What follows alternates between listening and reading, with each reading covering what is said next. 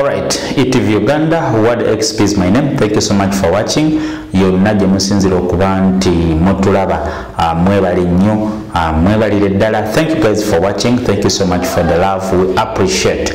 Mwebale nnyo kutwagala. Mwebale nnyo kusubscribinga. Bw'oba oli mupya nga tonaba kusubscribinga, kindly subscribe. After subscribing, click on the bell notification button. Ogenda kubanga ofuna buli kimu kye tuteekayo. Ogenda kubanga ofuna bingi ebisingako wano. Mawulire ge twakafuna breaking news gega omuyimbi atenga muzanyi wa bina Uganda Evelyn Lagu okuba nti addusiddwa mu ddwaliro lya Nakasero Hospital nga biwala ttaka ng'embeera mbi nnyo, era ng'ono kigambibwa nti atwaliddwa e Nakasero ku biragiro bya President Museveni. Omukyalo ono omwaka oguwedde nga guggwako yafuna embeera yali enzibu eddala n'atwalibwa mu ddwaliro ekiruddu, wabula Katonda yamuyamba ne bamukolako n'abeera ngadde engulu. Abadde amaze ebbanga ng'ali waka nenga embeera emabegakaawo yaddamu n'esajjuka, era nga olunaku lwa leero waliwo abakedde mu budde bw'okumakyawo ne bagezaako okuba nti babika mwana muwala ono Evelyn Lagu nti afudde, naye nga twagala okukakasa nti Evelyn Lagu akyali mulamu, wabula nga embeera gy'alimu yeeraliikiriza, yeetaaga ssaala. Abaganda bange yonna gye muli, Evelyn Lagu tumusabire, mumusabire asobole okuba nti avunnuka.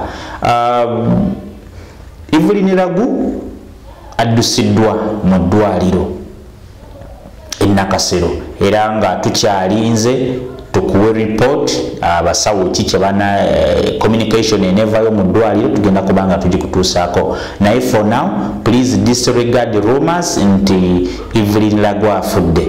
Evelyn Lagu akyali mulamu ddala, wabula nga yeetaaga ssaala zo na buyambi.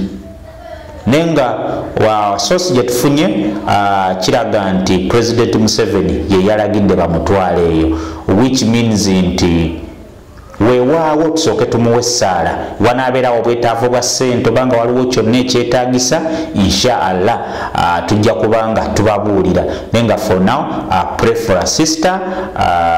Bannayuganda mwenna abaagala Evelyn Lagu alina music omulungi, azanye mu firimu nnyingi, abadde backup singer mu abayimbi bangi, so nsaba tumuteeke mu ssaala zaffe.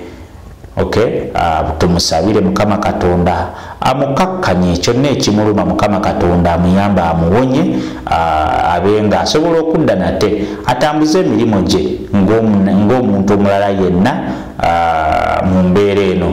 So obulwadde bwe tulimu bwa coronavirus ye situation gye tulimu mu ggwanga, wabula nga Evelyn Lagu yesibwe bumuluma, obulwadde birala bye bumuluma tumusabire. Ne naffe era abakyaliwo abatalina nnyo kituluma naffe twesabire, cause waliwo obulwadde bwa coronavirus obutataliza, buli omu bumukwata, buli omu bumutta, okitegeera. Mu nsi ezimu waliwo omukongo werinnya omuyimbi w'Ekongo yafudde obulwadde buno bwa coronavirus, yafiiridde France. So we must take this serious, very serious. Tetulowooza nti obulwadde buno tebuli obulwadde butta. So baganda bange, let's pray for Evelyn Lagu, tumusabire Mukama Katonda amukakkanye ekimuluma, aleete solution y'ekyo ekimuluma.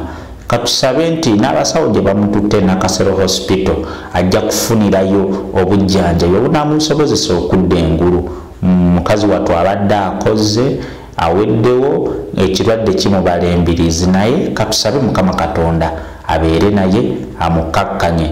Just share this video, type quick recovery Evelyn Lagu, tumwagalize okussuuka obulungi. Mwebale nnyo baganda bange, mwebale nnyo kuwuliriza. I love you guys.